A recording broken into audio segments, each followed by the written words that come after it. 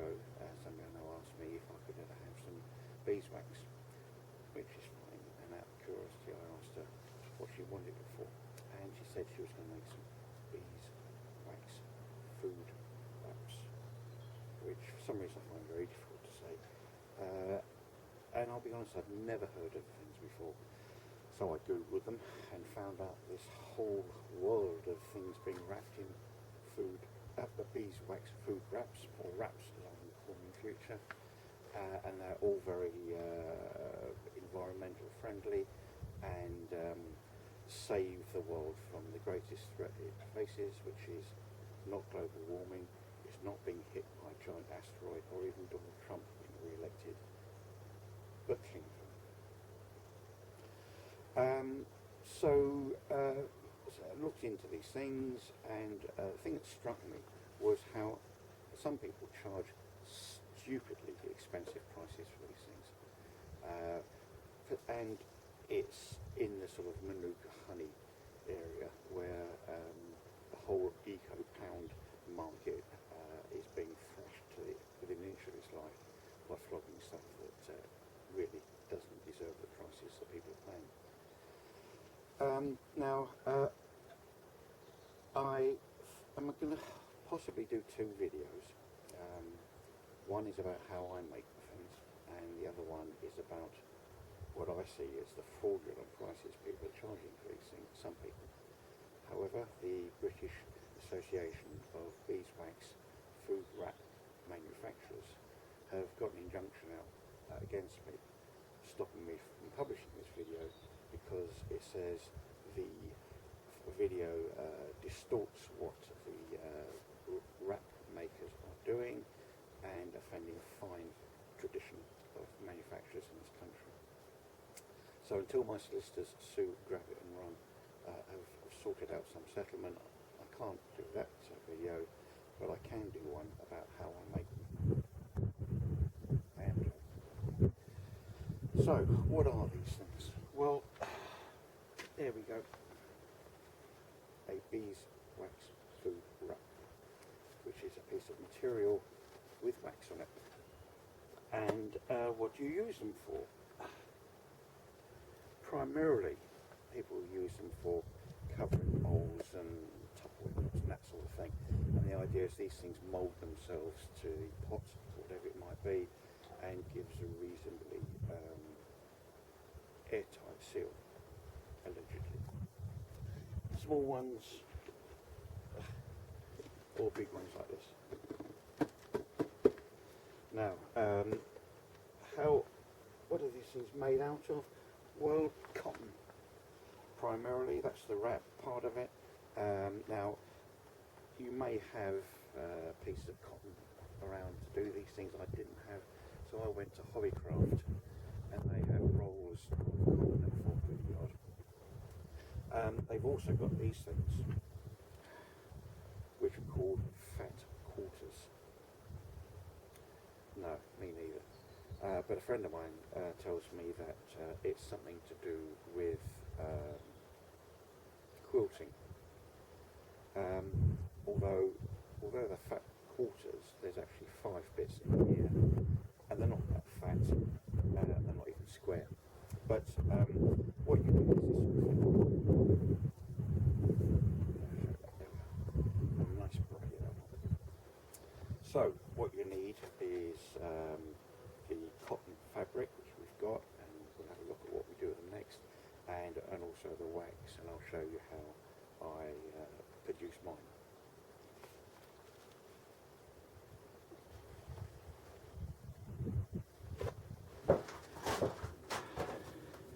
Once you sorted out what bit of cotton you want to use, then it's just really a simple case of cutting it to whatever size and shape that you want, circle, rectangle, square, and it seems to be the thing to do that you use crimping shears to give it a sort of indented edge all the way around. Now, if you're going to make the same sort on a fairly regular basis, what I've done is just make up a little template out of bits of plywood I've got laying around here, This is for the little ramekin thing that you've seen. This is for the big circular one that was outside, and the other one's around somewhere. That's the one for the one that I showed you outside.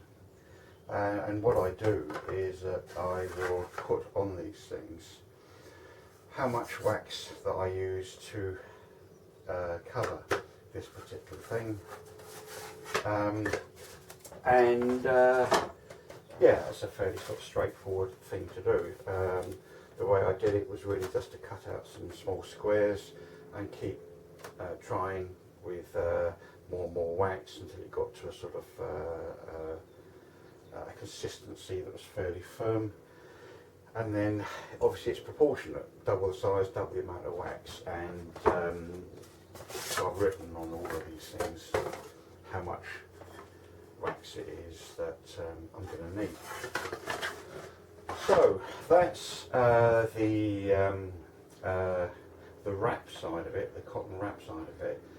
The next thing is to make the wax. Now, obviously for me I've got an advantage in that I have my bees producing the wax for me, but you can buy beeswax on eBay and Amazon, and this is the sort of thing that you can see on Amazon. So that's it. That's the cotton wrap side of it. Next thing is to sort out the wax. That is assuming that you don't that you're going to do it the way I have it, with a block of beeswax. Now I'm going to use wax that I've got from the bees, and they tend to produce it in sort of two grades almost. The brood box frames tend to be very dirty and grubby for fairly perhaps obvious reasons, and so when I get wax from it, it tends to be like this, and it's a bit grubby. But I can use it for various things where that isn't an issue. The other type that they sort of produce is when they produce what's called cappings from the supers, which is much purer because it's wax they make themselves, and it's much yellower, as you can see like that. Now, I tend to use this stuff for candles, and this stuff is probably going to be okay for these wax wraps. But we found that if you're using quite a light material, sometimes if the wax is a little bit grubby, it can stain it a little bit. Anyway, what I'm going to do is I'm going to use this rather odd looking stuff, which is wax that I recycled perhaps from some frames that were bashed up, and the wax was no use. So I melted it all down, which is why it looks a bit odd like this, and it's cleanish. However, the way I do it, I want to produce it in blocks, if you like that, this sort of shape. So what I'm going to do is to melt this down and then filter it, and hopefully it'll be a little bit cleaner than that, but possibly not as clean as that. So what I've got here is a little pan of water, which is just coming up to the boil. Another smaller pan, it's a bain-marie effectively. I'll put a little bit of a little bit of water in there, and then this hopefully will, if it does, break into bits, and put it into there. A bit of this, maybe it's a bit cleaner.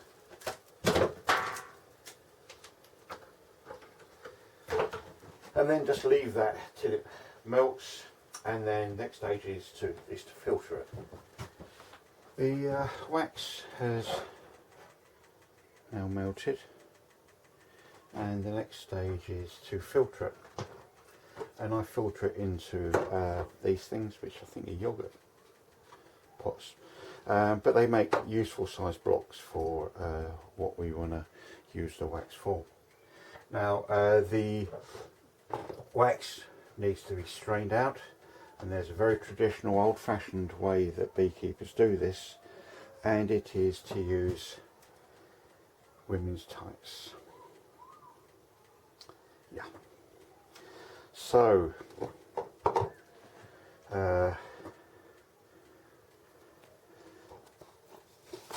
get that out of that.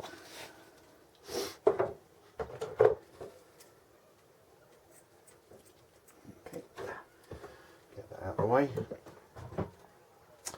And what can happen sometimes when you pour the stuff into here, it pours off over the side. So I just make this little sort of rim thing just to stop it doing that, and then just pour it in. The reason it's got water in the bottom is it'll mean that some of the stuff will fall down into the water and not get embedded in the bottom of the wax block as it melts. So there we go. Thing's almost right to the top. Let's move it around a little bit. You can see the crap that's on there. So there we go. So all we've got to do now is just leave this till it hardens, and then we'll take it on to the next stage. I did all of those 3 slabs of wax, and they've now cooled, so we can get them out. See, the water is quite mucky in there, so it's picked up hopefully a lot of the muck. That's the first one. Not always easy to get out these things. There you go, second one.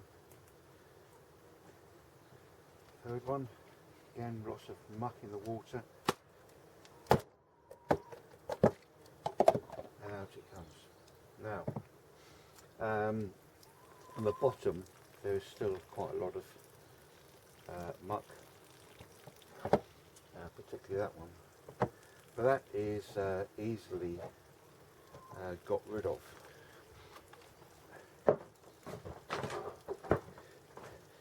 Using my muck scraper. Now it's still quite warm, the stuff, so it's fairly easy to do. So yeah, that will come off quite easily. Same with that one.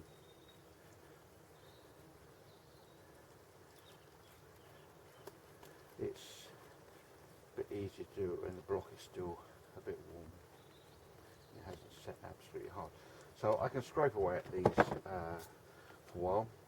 However, the important thing really is you probably can see that that is all quite yellow, and certainly good enough for what I need it for, which is to do the wax blocks. If I was going to use this for candles, and this one could possibly be used for candles, you can get it even cleaner by remelting it and putting it through a J-cloth, kitchen cloth, and that really does get it a lot cleaner. But that will do fine. We'll use this one. Next thing is to get this ready to put onto the cloth. Once the block's been done, next stage is, if you're doing it this way, or if you're buying it blocks of wax off eBay, is to grate this stuff so that you can sprinkle the wax over the fabric.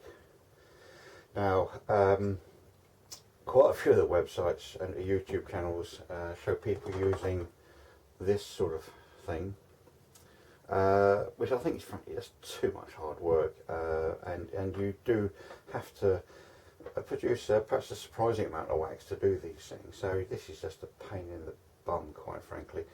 So what I used instead initially was this thing. This is just a cheap cheese grater thing from Tesco's for a few quid, and that's okay. It's got sort of quite coarse cutters there, which is pretty much what you want. But it occurred to me that maybe there's a different way of doing it.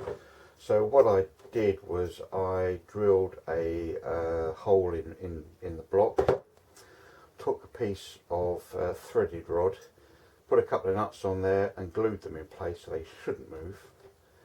Then where are we? Washer,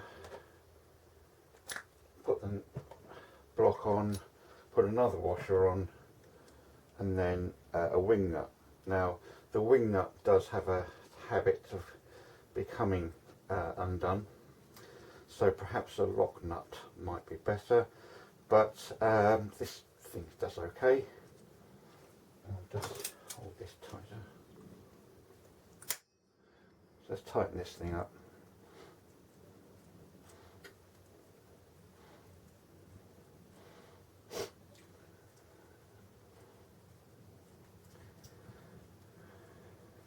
And that's about right. Yeah, that'll do. And then what I do is I just put this thing into a drill. You can see where I'm going with this. That's a pot to take the stuff in, and that way.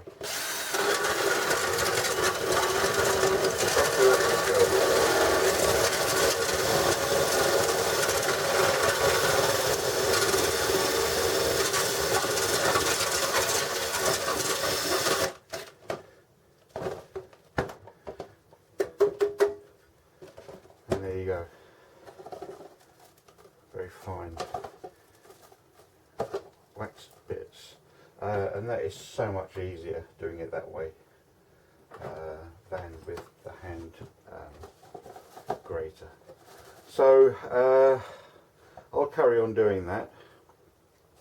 Once I've got enough, what I do is I put it in the fridge for a little while to make it cool, and it makes it easier to scrunch it up into smaller bits for when we put it on the material.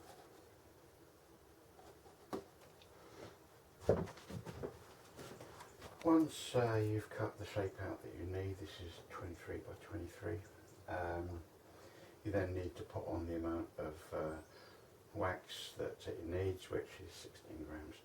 Now there's various decent ways you can do this. As always, some people put it in an oven to do. I use an iron. So first thing is take the wax that we've made, which is now been in the fridge. It's quite light and dry and crumbly. Try and pick out any bits of grit and muck that's in there, and then just measure off what we need. And 16 exactly. So then just spread it on.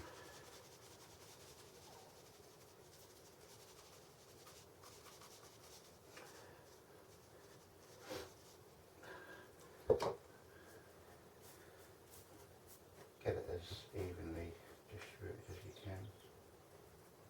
can. This is, sorry, I should have said, it's on a piece of baking foil, parchment paper, and I use this as a flat surface. It's a piece of old door I recycle from the recycle tip, just to keep it flat. You put another piece of parchment paper on top, like that. I'll just move the camera forward a little bit so you can see a bit easier what's happening.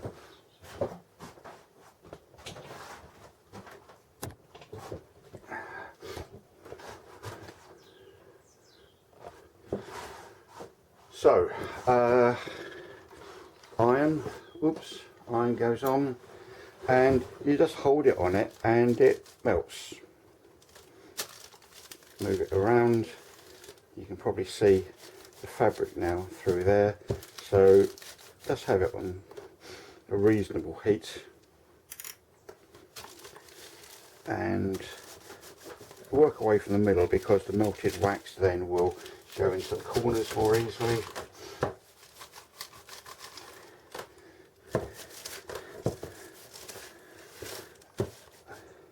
You can perhaps see the wax, liquid wax under the parchment paper moving around. So just keep moving it around until everything is covered with wax. If for any reason there's a bit that that you've missed, just lift the parchment paper up and just put a little bit more wax flake on there, and it doesn't take very long. Then take the top one off,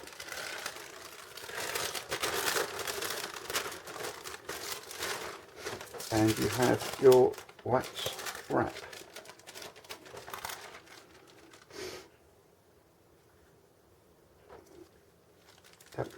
If there's, you can tidy it up with the iron. If there's bits hanging off, you can just go over it and iron because it's still quite wet, but that looks to be okay. So you just need to sort of hang that up somewhere. This will do, to let it cool, and you have your wax wrap.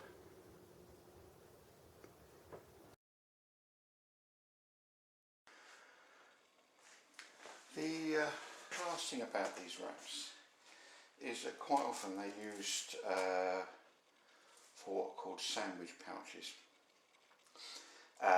which are fairly obvious things you put sandwiches in. And obviously it depends on the size of sandwich that you have. I'm using the largest size that I make, but to make the pouches is fairly simple. It's just a bit of origami. You just fold one corner into another like that. Fold one corner across like that. Fold the other one across so it just goes inside the other one like that. This one folds down there, and you have your pouch, and you can put your sandwiches, and in fact you could probably get a bag of crisps or something else in there. This can then fold over, and if you want to you can fold it and seal it a bit more than it already is. So there you go, a sandwich pouch.